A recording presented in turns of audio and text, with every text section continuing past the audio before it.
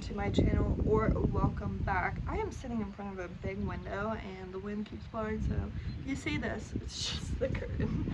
But anyway, I have started to get a few comments on my videos saying you need to find Jesus, manifesting witchcraft, whatever.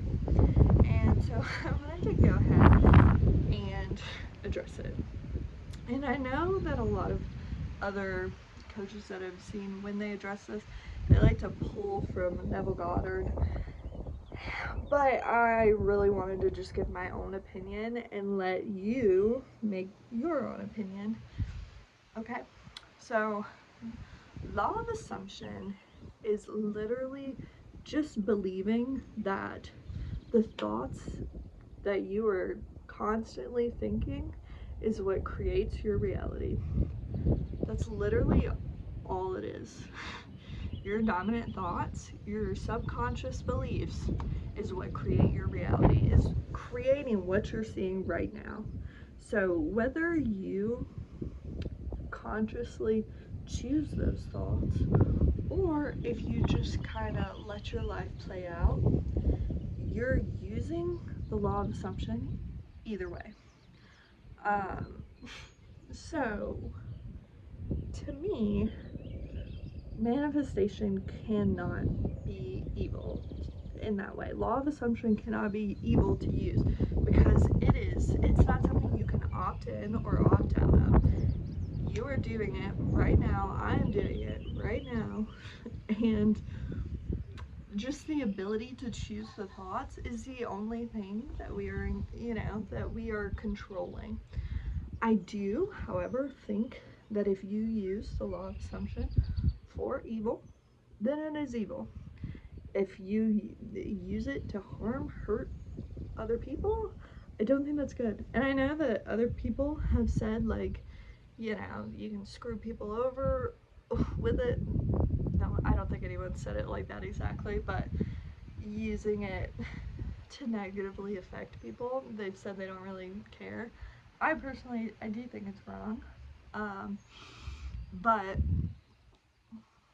I think it should be used in a way that positively impacts your life and other people's lives. So I believe that I believe in the Christian God. I believe in Jesus, but I believe that they loved us. I think that's the whole reason he sent his only son to die on the cross. I have two sons. There's no one on this earth that I would give them up for, So it's definitely a sacrifice I would have never made. The whole world would have been screwed if it had been up to me, I would have never done that. So he obviously does love us. I know I've went to churches in the past, growing up in the Bible Belt. I went to churches in the past that their main goal was to put the fear of God in you and make you scared of sinning all the time and make you feel like God was like just looking down, watching you, waiting to damn you to hell. I don't personally believe I don't believe it's like that. I believe he loves us and doesn't want us to suffer. And I think that's the reason he gave us this ability, is to use it and to have positive lives. He says he created us in his own image, and I believe he did. And I don't believe he created us in his own image to look like us, but created us in his own image to have this ability to have free will and to feed the world how we choose. Okay?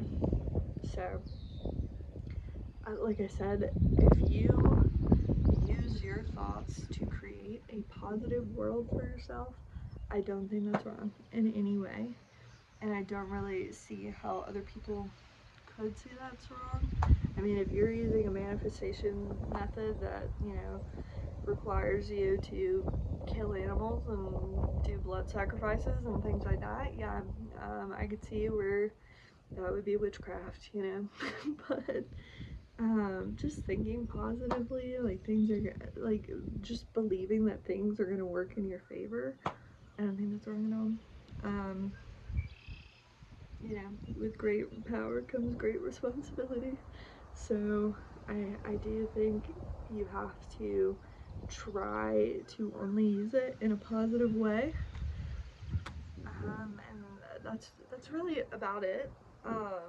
I did want to say too, a manifestation technique, if it does make you feel weird, if law of assumption makes you feel weird and you're like, I want to find a way to add God into the equation, I'm going to show you how.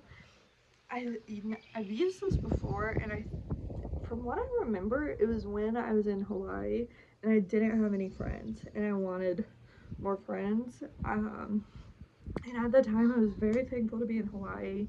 That was like the biggest thing I had manifested at that point, and so I was really excited. But like literally, most of the days I would have no human contact, so I was very lonely in that regard. And so what I started doing is I got index cards, and every day I would write, "Dear God, thank you so much for blessing me," and I would list all the blessings that I had. Um, you know, I was thankful for being in Hawaii. I was thankful to go on a hike. I was thankful for my body. I was thankful for my health. I would write all these things down, and then I would add in, thank you so much for blessing me with friends. Thank you for my friendships.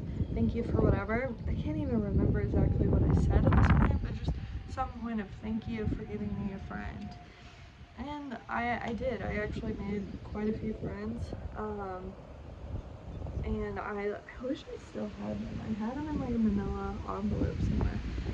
There's no way it survived. I think I've moved 3 times since then, so there's probably no way this survived. But you can do that. Thank you, Jesus. And you can, you know, pray to Him, you know, just thanking Him for giving you friendships or whatever it is that you're wanting. Um, you know, so you don't have to believe like you're the power if you don't want to. You can totally believe it's from God. Yeah. So anyway, I hope I covered everything. I feel like I kind of rambled a little bit, so please let me know if there's anything you need me to clarify down below.